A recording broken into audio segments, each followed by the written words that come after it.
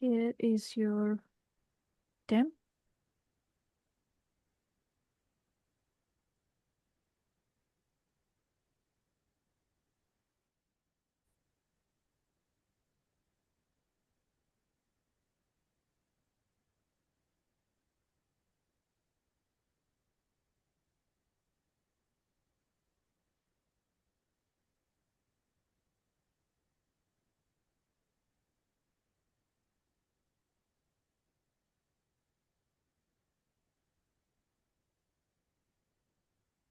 Okay, ma'am. All right. So if you've read and understood, considering it critical care scenario, please tell me how would you manage this patient now? Okay. Considering the scenario, the patient suffering from the maybe the high epidural block, Okay. I manage the patient according to the care of critical care ill patient management protocol. And Okay. I rapidly go through the checking the airway by talking the patient, breathing by checking their chest wall movement and oxygen saturation. That's already 92%.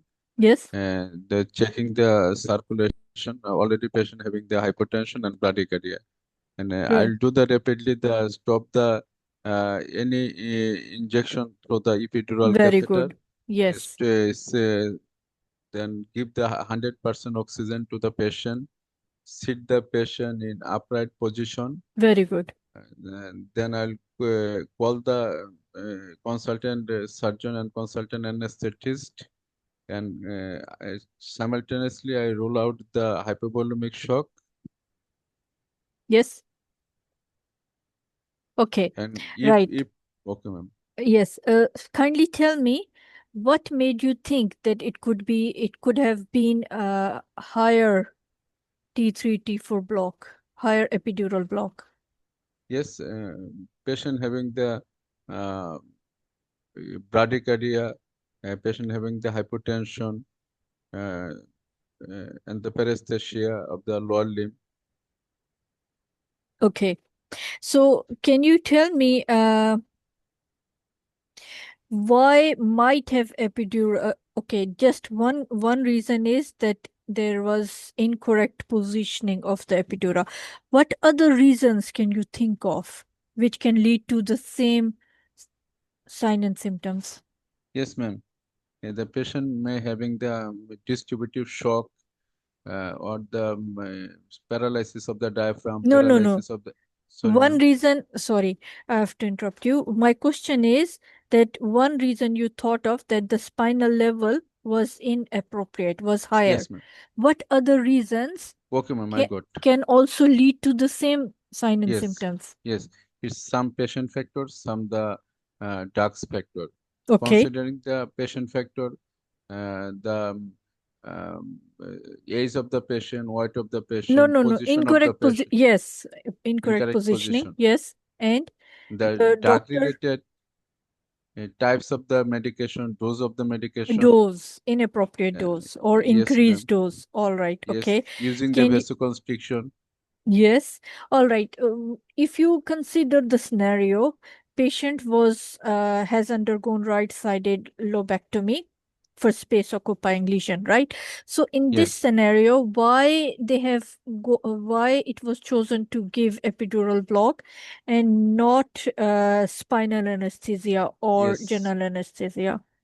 It's cover the good postoperative pain management of the patient.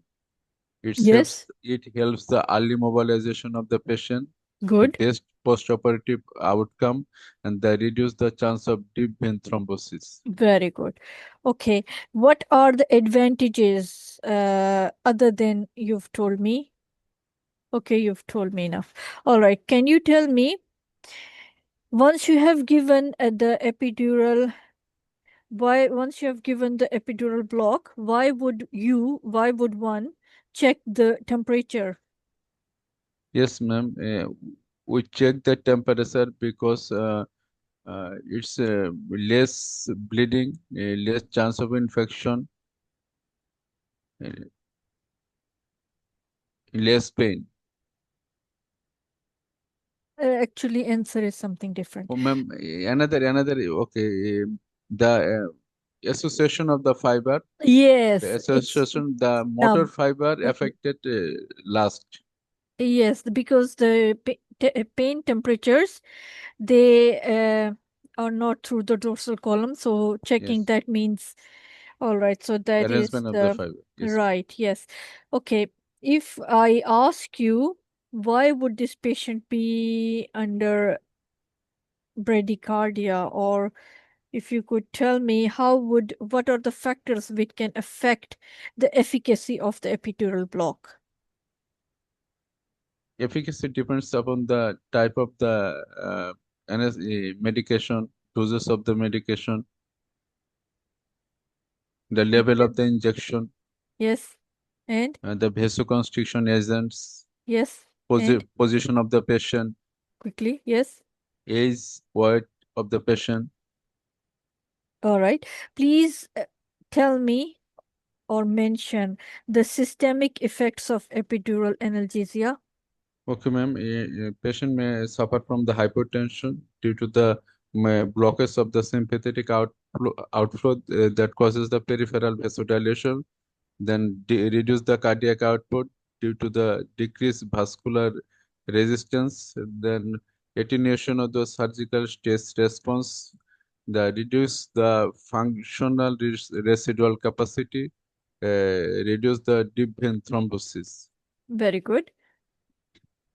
All right. And all right. If I ask you, because this is a post-operative case, how would you determine, how would you determine that, or how would you rule out that this could be because of hypovolemic shock or because of high epidural block? Okay, ma'am. In case of hypovolemic shock, periphery will be the cold, clammy, and there will be the tachycardia.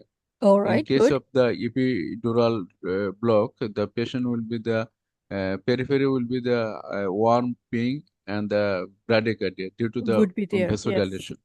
Very good. And if I ask you to tell me what are the differential diagnoses you would consider, two I've already told you.